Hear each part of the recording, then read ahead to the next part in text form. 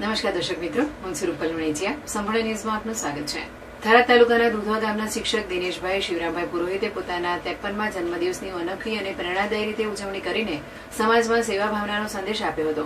તેમની આ વિશિષ્ટ ઉજવણીને ગ્રામજનોએ પણ બિરદાવી હતી.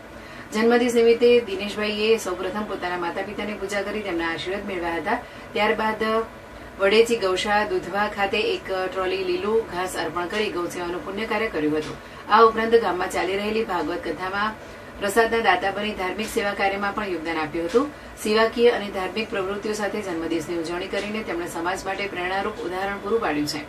દિનેશભાઈ પુરોહિત છેલ્લા 15 વર્ષથી પોતાના જન્મદિવસની ઉજવણી સેવા કાર્ય અને સમાજ ઉપયોગી કાર્યો દ્વારા કરતા આવ્યા છે. તેમની આ અનોખી પરંપરાથી પ્રેરાઈને તેમના કેટલાક મિત્રોએ પણ જન્મદિવસ નિમિત્તે સેવાકીય પ્રવૃત્તિઓ શરૂ કરી હોવાનું જાણવા મળ્યું છે.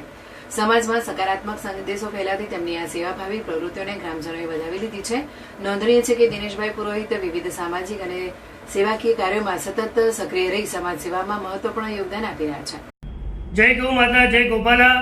સતત 15મા વર્ષે મારા જન્મદિવસ નિમિત્તે ગૌ સેવા કરીને માતા પિતાનું પૂજન કરી અને કાર્યનો પ્રારંભ કરવાનો નિર્ણય કરેલ છે. એ મુજબ આજે મારા 53મા જન્મદિવસ નિમિત્તે દુધવા વડેચી ગૌશાળામાં ગાયોને લીલું ઘાસ નીરી અને આજના મંગલ કાર્યનો પ્રારંભ કરવામાં આવ્યો છે.